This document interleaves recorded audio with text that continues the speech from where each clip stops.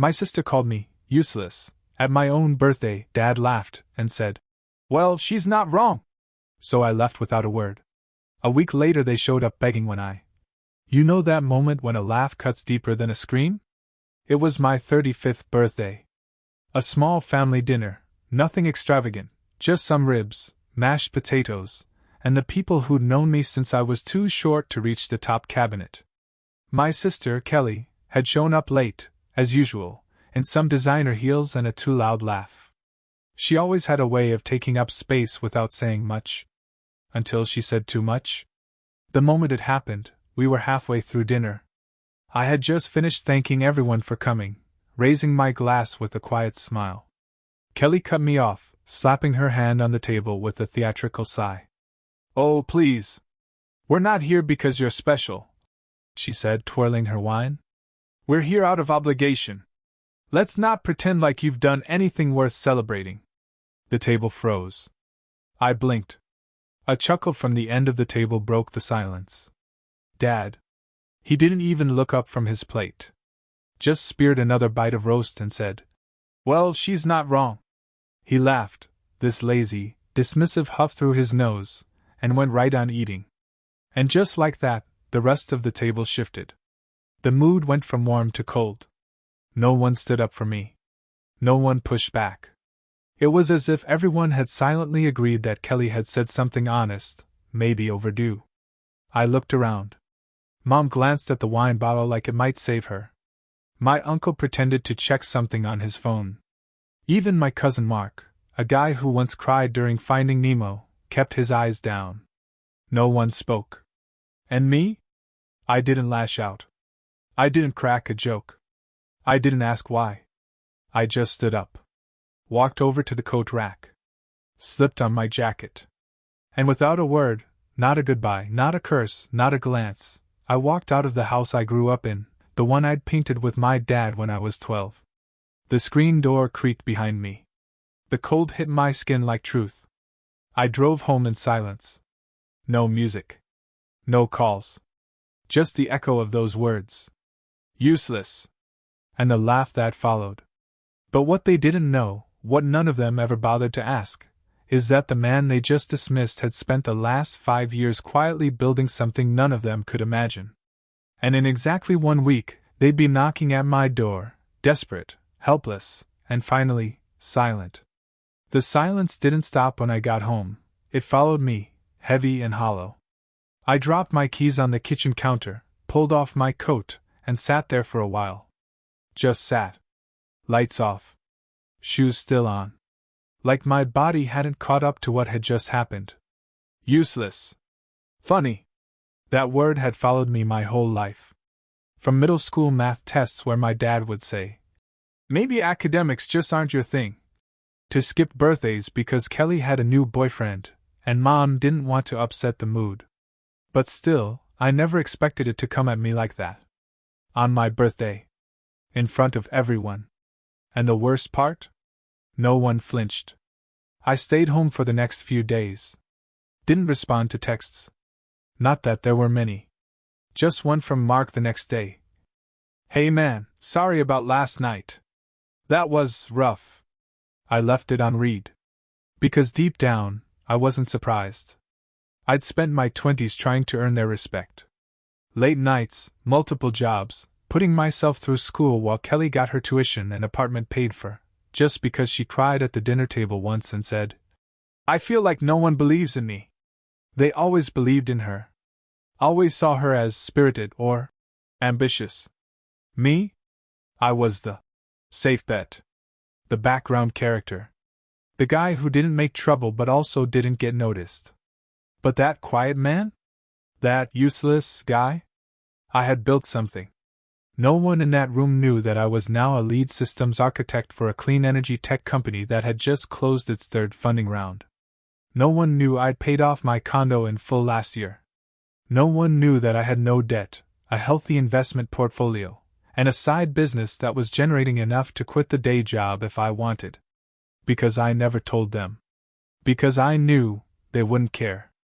That night, I opened my old family group chat, not the one they used every day, but the one from 2 years ago, when Mom broke her wrist and we actually communicated like humans.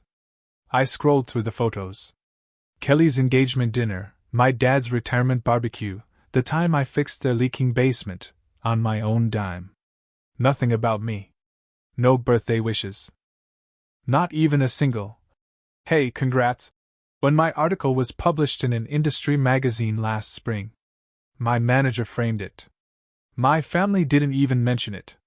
So when the phone rang 5 days later, Kelly's name on the screen, I didn't answer.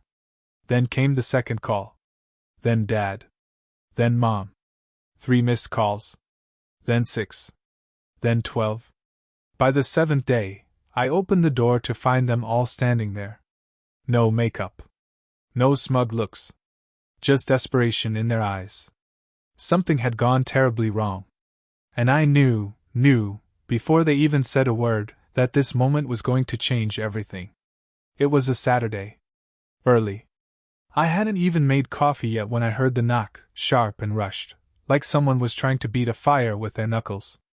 I opened the door and there they were, Kelly, Dad, and Mom, standing like 3 misplaced ornaments outside my condo. Their expressions didn't match the setting.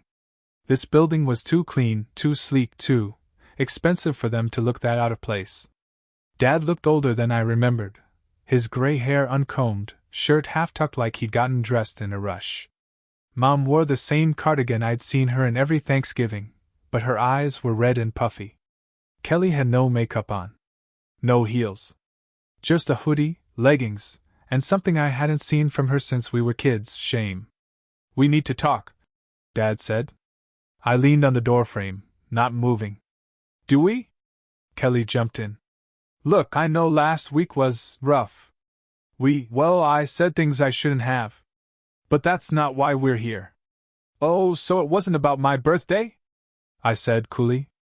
"The one where you called me useless and Dad agreed?" That landed. She flinched.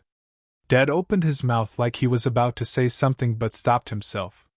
Mom finally spoke. "Can we come in?" I looked at them for a long second. Then stepped aside. Not because I wanted to, but because I wanted them to see it. The condo wasn't a mansion, but it spoke volumes. Polished concrete floors. Wall-mounted shelves with first edition books. A glass desk with dual monitors. Clean lines. Smart lighting. A kitchen island with stools that cost more than their dining room set. Kelly's eyes widened, and I saw it, this flicker of confusion. As if she'd walked into a stranger's home. Dad muttered, "Nice place." I didn't respond. I motioned to the couch. They sat like schoolkids in a principal's office. Kelly cleared her throat. "Okay. So, we need a little help." There it was. I leaned against the counter. "With?" She glanced at Dad, then Mom, then back to me. "It's the business. Dad's landscaping company, it went under. Fast. We had some bad contracts. The bank froze the accounts. And we're being evicted." I blinked once. Then nodded. "I see. We didn't think it'd happen so fast," Mom added quickly, like it would soften the blow. "We thought we had more time. But the bank took the truck, the equipment, the savings, everything." Dad finally looked up. "We just need something to get us through the next month or two. Until we figure things out." I watched them squirm. And part of me wanted to feel something. Pity. Anger. Even joy. But I just felt hollow. Kelly stood suddenly, her voice trembling. "Look, I know I've been awful. I know what I said was cruel. But I was angry. I was jealous, okay." That stopped me. She took a breath. "You were always so quiet. So composed. I thought it meant you didn't care. But I see now, I was wrong." I looked at her, dead in the eye. "No," I said. "You weren't wrong. You just didn't look." They had no idea who I was. And now, they needed me. And that's when I made a decision. One I'd been waiting my whole life to make. The silence after I spoke hung in the air, heavier than anything that had come before it. Kelly sat down again, her hands clenched into fists on her lap. Dad looked like he wanted to say something, but he kept his mouth shut. Mom, God bless her, had this hopeful, broken smile, like maybe if she just smiled enough, the past would disappear.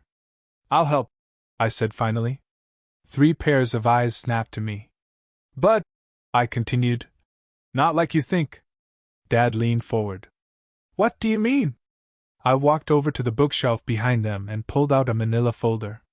Laid it gently on the coffee table.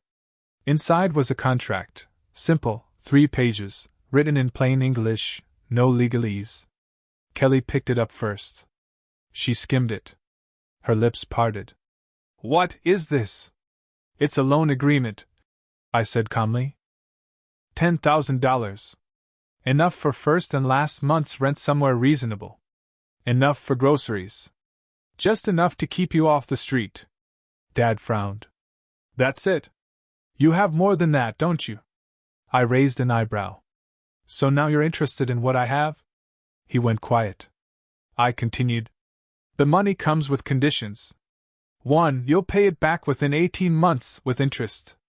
2. You'll sign a statement, each of you, acknowledging what you did last week, what you've done for years, and that this money is not a gift. Kelly's hands trembled slightly. You're serious?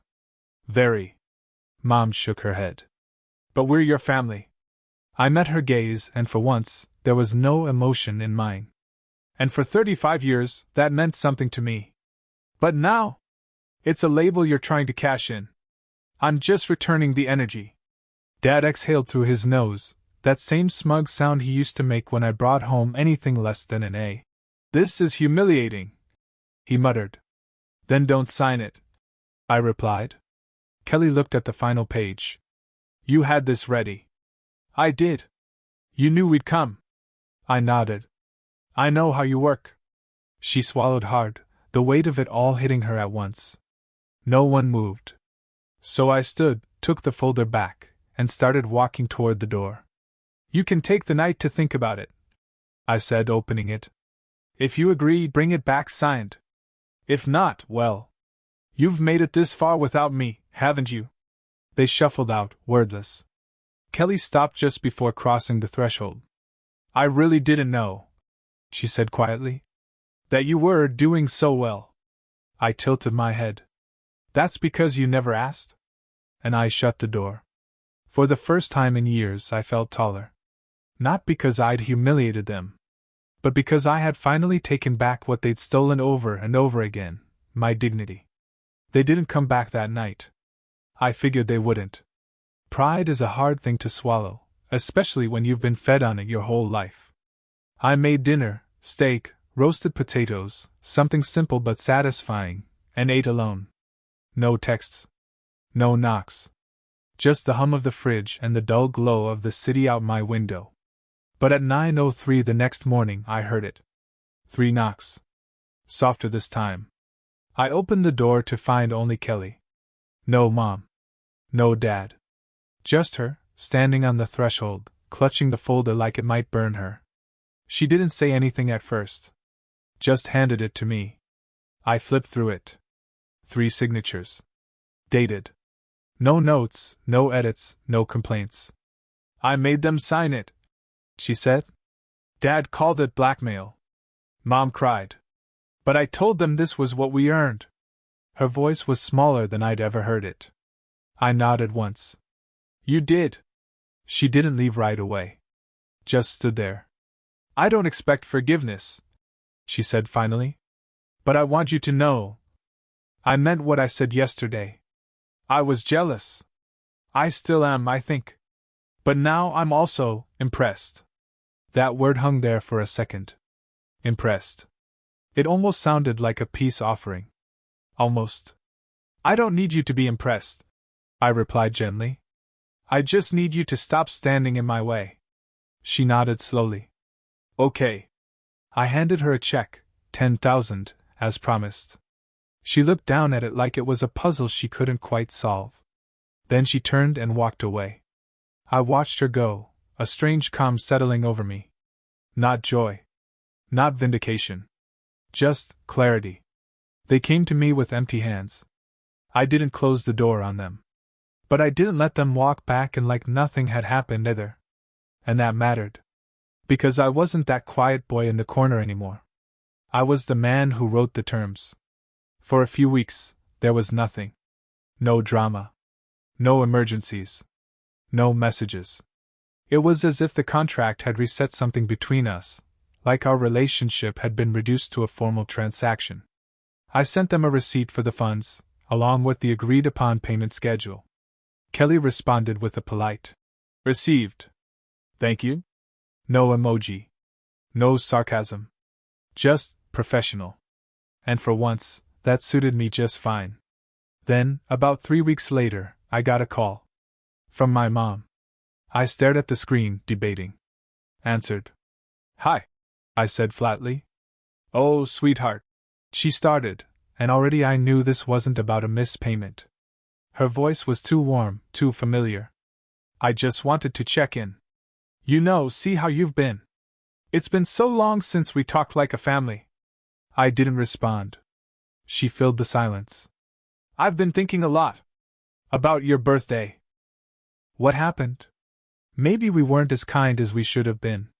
Your father, well, he has a strange sense of humor. You know that." "Do I?" I asked. She chuckled nervously.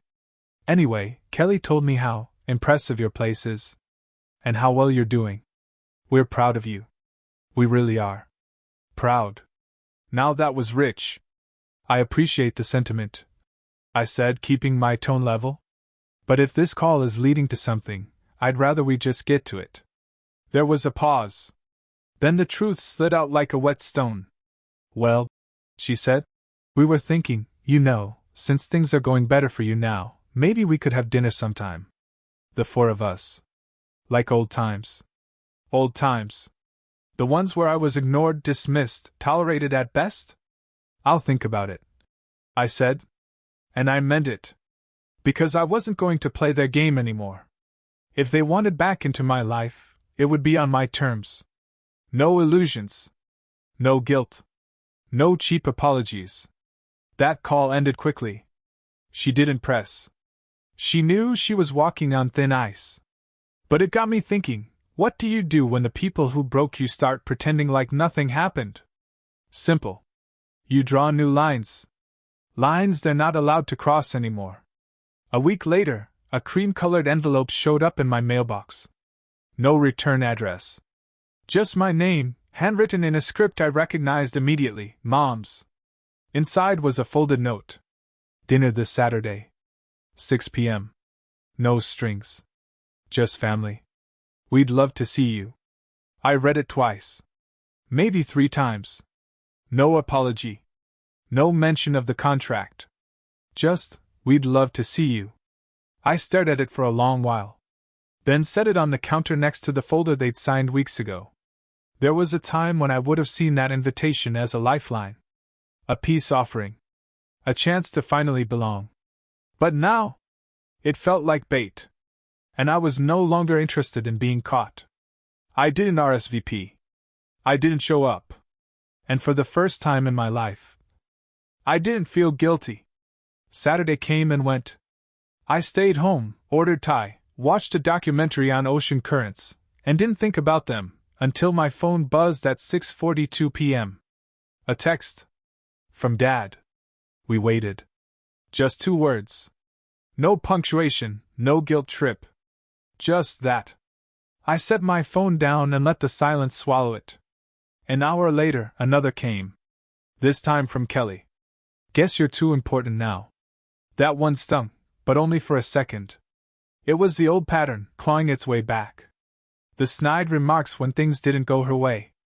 The guilt tossed like confetti when control slipped through her fingers. I didn't reply. Instead, I opened my laptop and pulled up my calendar. Their first repayment was due in 10 days. And somehow I already knew that would be the next time I heard from them. Not out of love. Not out of reconciliation. But because they needed to. And that difference? That was everything. 10 days later, right on cue, the email came through. Subject, loan payment 1 of 12. It was from a new address I didn't recognize, Kelly's, but more official. Probably one she created just for this. I opened it. Hi. Attached is confirmation of the first payment. Let me know if you need anything else. K. The payment had gone through. On time. To the penny.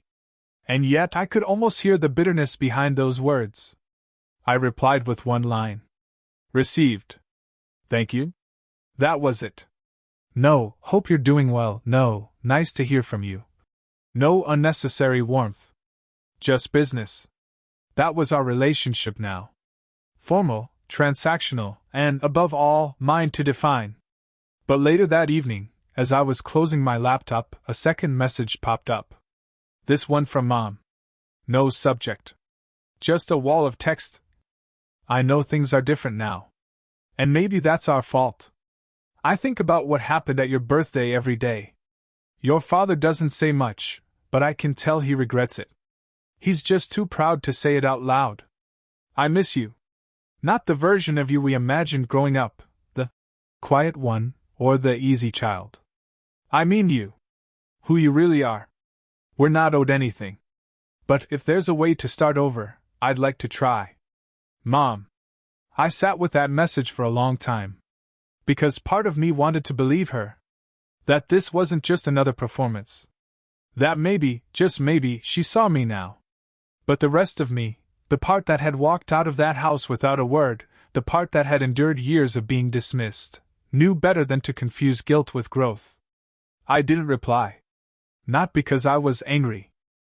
But because silence, I'd learned, speaks louder than anything else. And for the first time, mine was being heard. It's been 6 months since my birthday. The payments still come in, 12 like clockwork. Each month, I get a polite little note from Kelly or Mom, never a word more than needed. It's like we're business partners who once pretended to be family. And strangely, I'm okay with that. I haven't been to a family dinner since that night. Haven't walked through the old house or stood in that kitchen where my father once laughed at me without a second thought. But here's what I have done. I've taken a trip. Just me, no plans, no itinerary. I spent 2 weeks on the Pacific coast watching the tide roll in and out like it had all the time in the world. I've hosted friends, real friends, at my place. People who know me for who I am, not just who they expect me to be. I've slept better. Smiled more. Worked less. And I've looked in the mirror without hearing that word, useless, echo in my head. Because that word? It died the moment I chose silence over anger. The moment I walked out instead of trying to prove my worth. And if there's anything I've learned, it's this. You don't have to raise your voice to reclaim your dignity. You don't have to scream to be heard by the people who actually matter. Sometimes the most powerful thing you can do is leave. Let them sit in the echo of what they said, without you there to cushion the silence. So, to anyone who's ever been called less than they are, especially by the people who were supposed to see their value first. You're not alone. And you're not what they say you are. Sometimes the best revenge isn't revenge at all.